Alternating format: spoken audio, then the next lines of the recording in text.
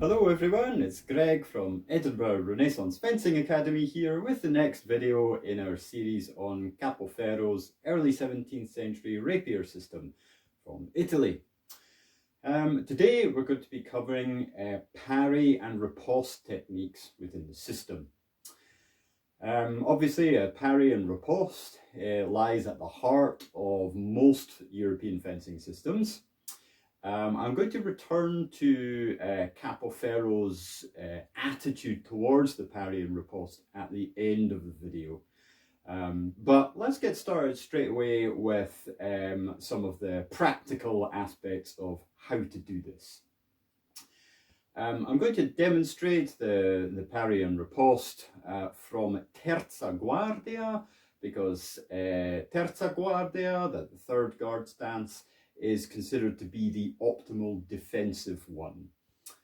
This is for the simple reason that the hand is held relatively centrally in this guard, which means you can equally easily defend towards the inside line and the outside line. However, you can obviously parry from quarta guardia and seconda guardia as well.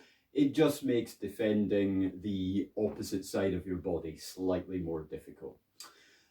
However, when you are practicing this stuff at home, I recommend you start off in terza, run through the basic techniques, but then move on to practice the same techniques from quarta and from seconda as well. Okay, so that being said, let's get started. So here I am on guard in terza guardia. So if my opponent attacks me on the inside line, I'm going to use the forte, the true edge of my forte, and also the hilt in order to defend myself. I'm going to deflect my opponent's weapon in this direction. So I'm going to do that like so. So notice that I basically end up in an approximation of quarta guardia. So my palm is turned more or less up and my sword is over on the inside of my body. Now, how I'm achieving this is I'm using my hand to re-angle the blade, of course, but the actual power and strength of this comes from slightly shifting the vita, the waist, and pushing with the lead shoulder. However, my balance, my weight, remains definitely on the back leg. So here I am. So the easiest way to do this is think with the lead shoulder. I'm defending over here. I'm going to push with this shoulder in that direction. And there we go.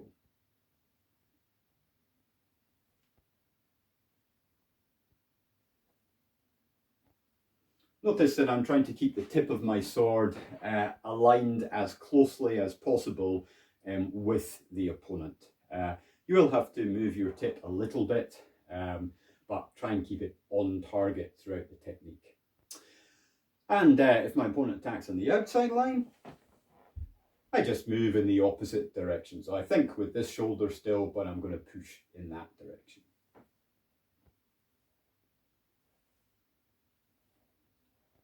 And I'm ending up in an approximation of seconda guardia. So these are the basic parries. I'm going to show them facing in this direction so you get a better sense of how I'm holding my weight and shifting my torso during these actions. So here I'm on guard in terza. I'm going to parry to my inside line like so. So my upper body has shifted to kind of put my weight behind the action of the sword, but my body weight, my balance, is still on the back leg.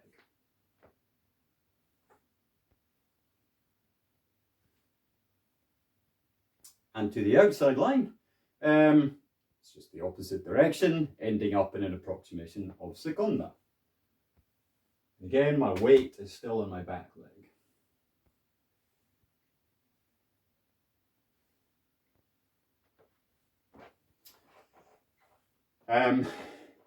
One thing to bear in mind when you're doing this is that you should keep your sword arm as relaxed as possible. What you want to avoid doing is standing very rigidly on guard and just moving your arm to make the parries. The swords of Capoferro's day were pretty heavy, an average of approximately 1.3 kilograms. If you start waving these blades around just using your arm muscles, this muscle will get very quickly tired and you'll be unable to control your weapon properly. So in order to maintain good weapon control and therefore make accurate and efficient movements, you should engage the whole body, or at least some of the key structural muscles, the core muscles of the body, which in Capoferro's terms basically means the vita, the waist. So you should be thinking what this is doing. Is it shifting a little bit side to side? Are we moving it backwards or forwards, etc.? Now, the parry I've shown so far is a very simple parry from pied fermo, from firm feet. In other words, there's no footwork attached to it. However, a slightly better version of the parry is to include a small passo or step towards the opponent. So unusually, perhaps, for many of you watching, Capoferro advises stepping into the attack. This has the advantage that it closes down the measure to the opponent a little bit and really very strongly dominates their weapon, but also the space in front of them. Really kind of restrict their tactical options and can make it quite hard for them to actually disengage or feint and move in another direction.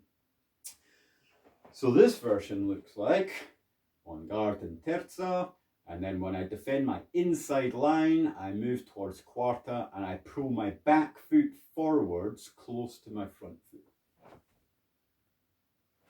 So I'm making exactly the same motion as the pied fermo one.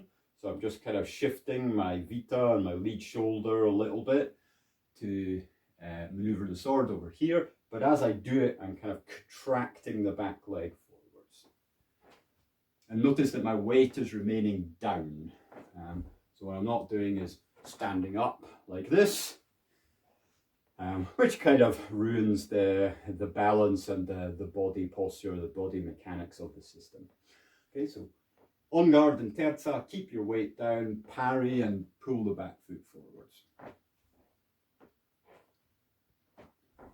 And on the outside line, it's the same thing, pulling the back foot forwards.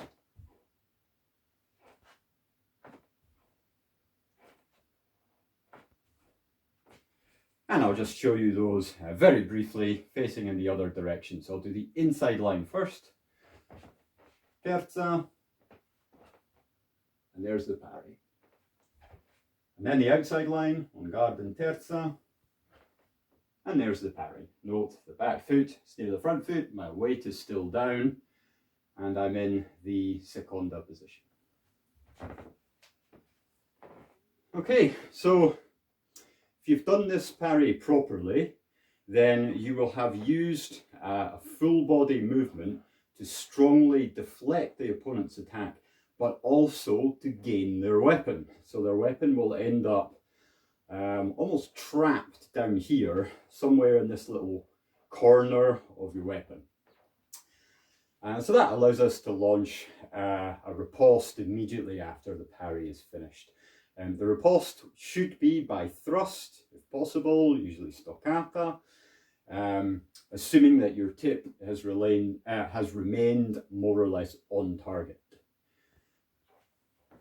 So, terza, parry and quarta, stoccata. And on the outside line, parry and step. We've gained the sword at this point, stoccata. So the idea is as you perform the riposte, you are pushing your sword through the debole, through the weak of the opponent's blade with opposition. So you're kind of making sure that their blade remains pushed or levered out of the road so it can't threaten you. So once again, on guard and terza, parry inside, riposte. Recover, parry outside, riposte. This is a nice little exercise you can do, just alternating inside and outside, and then reversing the motion to recover. Parry inside, stoccata, recover. Parry outside, stoccata, recover. Inside, outside. And there you have it. So that's the basics of the parry and riposte. It is possible to riposte using a cut, in which case the cut will be performed as a draw cut, a kind of big slicing motion using the true edge of the blade. However, the weapons are much more efficient at thrusting than cutting. In other words, a thrust will basically do more damage on average with a rapier than a cut will. So you should only cut if your point has become displaced to the side during the parry. So for example, if I'm on guard in terza and I make my parry like this, where I've ended up moving my tip off to the side, then the riposte will just be slicing through the target with the true edge. And to the outside line, if I parried wide like this, then the riposte will be like so. The cuts in the system are mostly fendente cuts, so they're diagonally descending cuts, aiming to slice across the face or into the head or possibly the neck. So a very high cutting attack. So that's it basically. If you want to practice this at home, I recommend you build it up slowly. Start off using only the terza guardia stance. Perform the static parries inside, outside, inside, outside, and get used to using this little reorientation of the vita and the push with the shoulder to make a good strong parry.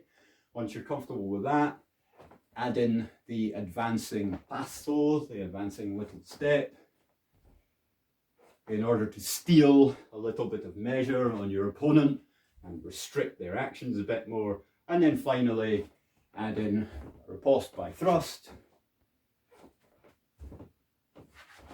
And finally the riposte by cut with a wider parry.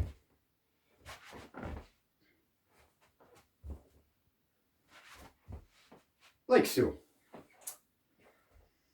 So that's a really nice thing to practice and obviously a useful skill within fencing. However, to finish this video, I'm just going to try to summarize Capoferro's attitude to defense in general and to the parry specifically. So essentially Capoferro views defense as being optimally a counter-time action, a contra-tempo action, and he doesn't actually like parrying. So in other words, he wants you to defend yourself from an attack by counter-attacking into the middle of the opponent's attacking move. I've touched on this subject a little bit already on our earlier video on the stoccata thrust. So essentially you can just interrupt any attack of your opponent's by launching a stoccata thrust into it with opposition to their sword.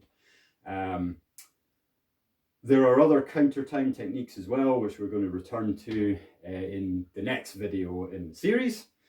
But the parry and riposte is really a kind of emergency backup option within the Capoferro system.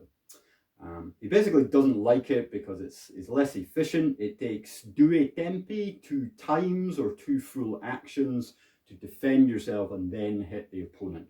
While a thrust in contra-tempo will simultaneously defend yourself and strike the opponent, in theory giving your opponent no chance to avoid it. Now, that's a very idealized view of a rapier fight. In practice, in the chaos of combat, there will be many occasions where it's just not possible to use a counter-time technique, so it's absolutely necessary to have the parry and riposte as part of your repertoire. And particularly when you're in the early stages of learning the system, you will probably need to parry and riposte most of the time. But as your skills develop, you'll be able to use more and more contratempo techniques. Okay, so that's the end of this video about the parry and riposte. As always, try to practice it at home, have fun, and I'll be back shortly with the next video in the sequence. Until then, take care everyone. See you next time.